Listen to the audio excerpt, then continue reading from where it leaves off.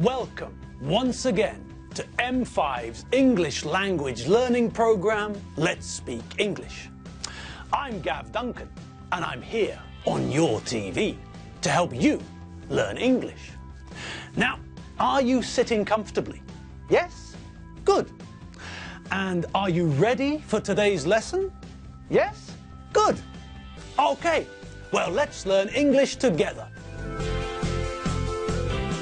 Hello, people. How are you all? Well, hopefully you're all fine. And you're here, sitting down, relaxed and ready to learn some more English. Are you? You are? Well, good. Okay, so welcome to lesson 158.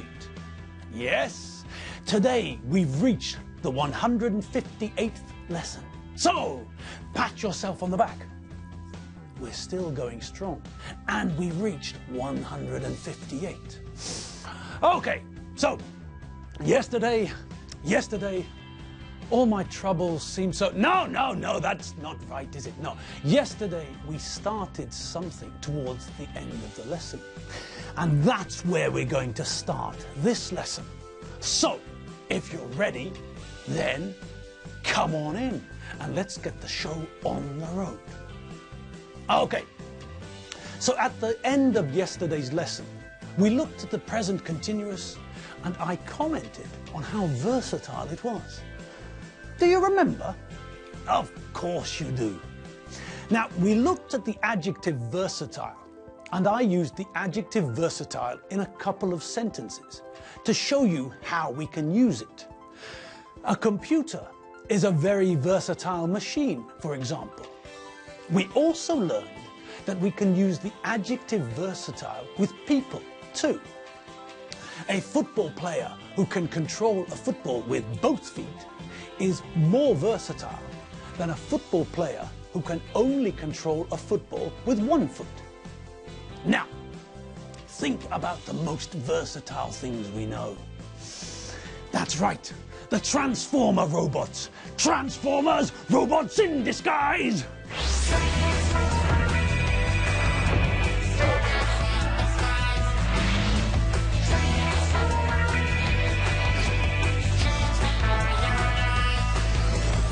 Just stop for a moment and think about how versatile Transformer robots are.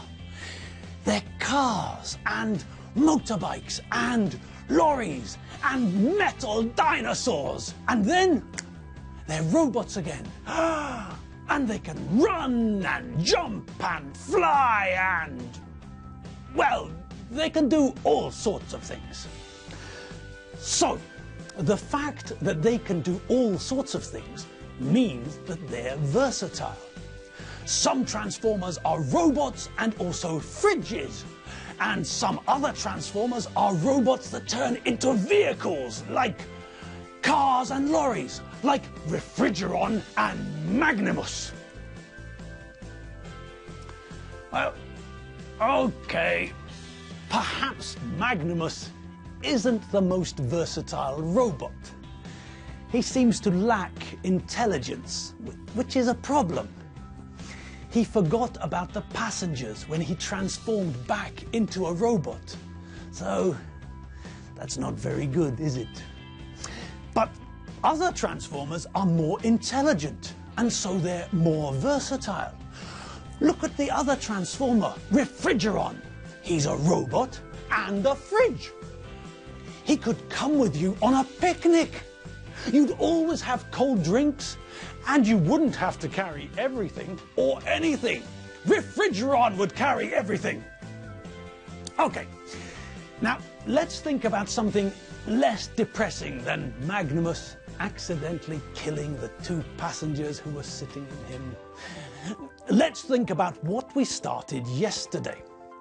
When we finished yesterday, we were talking about some things being more versatile than others. And so, we're talking about what? That's right. We're talking about comparison. And we're using a comparative form of an adjective. Okay. Who remembers the rules we use when we're talking about comparative adjectives? You all do? Well, that's very impressive. Still, just to make sure, let's quickly run through the rules we use for comparative adjectives. Now, as I'm sure you all remember, the thing we need to remember with comparative forms is that the key is the syllable.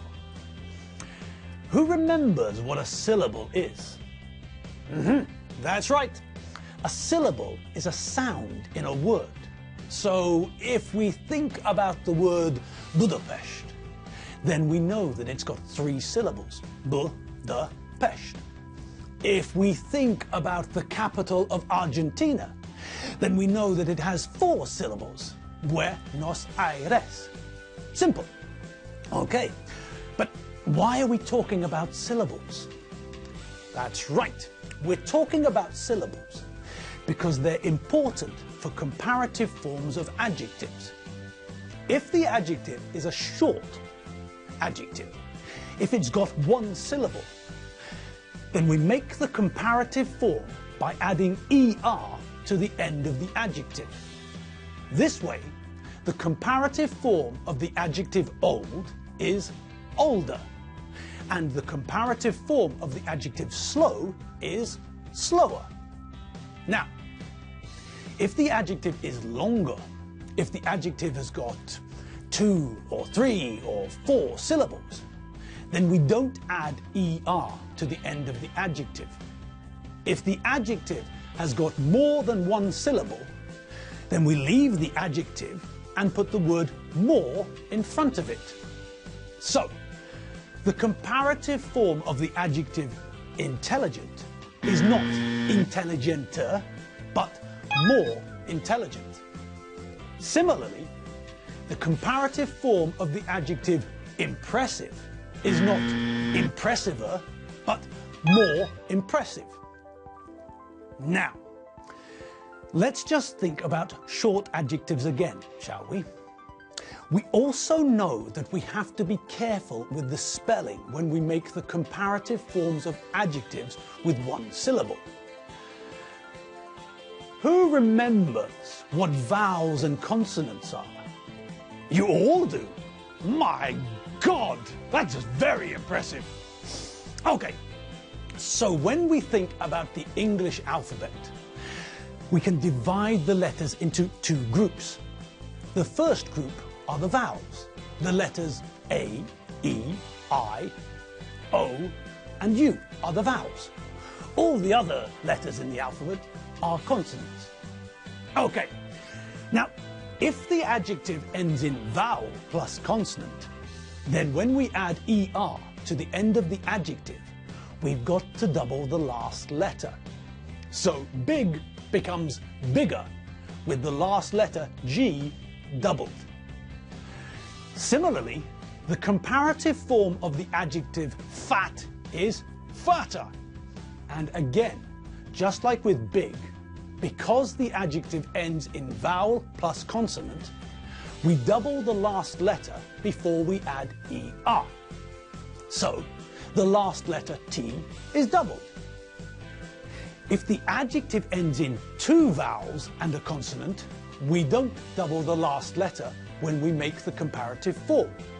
So cheap becomes cheaper, not cheaper. Also, if the adjective ends in vowel plus 2 consonants, then we also don't double the last letter before adding ER. So old becomes older, not older. If the adjective ends in W, then we also don't double the last letter when we add ER to make the comparative form. Slow becomes slower, not slower. Okay, fine. But what about if the adjective ends in Y? Well, if the adjective ends in consonant plus Y, then we change the Y to I before we add ER. This means that happy becomes happier and angry becomes angrier. Good. So we all remember the rules related to making comparative adjective forms for both short and longer adjectives. Magic. Do you also remember the other way we can make comparisons? There was another way we learned, wasn't there? That's right. If we use the as form, then we can make comparisons. But do you remember the difference? Yes, that's right. When we use the as form, we don't need the comparative form, we need the adjective. We can say that I'm as tall as you, or we can say that I'm not as tall as you. In both of those sentences, we're making a comparison, but we're not using the comparative form of the adjective. We're using the adjective. We don't say I'm as taller as you, and we don't say I'm not as taller than you. Great. And now, yes, I know, it's been a while, but here she is, ladies and gentlemen, Enid. She's back, and she's looking fantastic. Hello, people. Hello, hello. And how are you all today? You're all looking very well, I must say. Now, apparently, I've only got a short time to talk to you today, so here goes. Do you remember that I told you I made an appointment with my hairdresser? You know? Oh, good. How jolly. Well, I phoned the hairdresser and made an appointment. We fixed a time which was good for both of us. I got to the hairdresser's on time and sat down in the chair. Then the hairdresser washed my hair. She put some shampoo onto my hair and massaged the shampoo into my hair. She was very careful. Nobody likes shampoo in their eyes, do they? No. After she shampooed my hair, she rinsed my hair. She washed the shampoo out of my hair. And then she put some conditioner onto my hair. Conditioner is used to improve the condition of your hair. Do you know that word? To improve? Well, improve means to make better. If you eat healthier food, then you improve your diet, for example. If you study every day, then your English will improve. Anyway, the hairdresser massaged the conditioner into my hair to make my hair softer and nicer. After a minute or so, she rinsed the conditioner out of my hair, wrapped a towel around my head, and asked me to sit in another chair. A chair which was in front of a mirror. I sat down, and the hairdresser wrapped a large nylon sheet around me and tied it around my neck. Then the hairdresser asked me, "So, what would you like today?"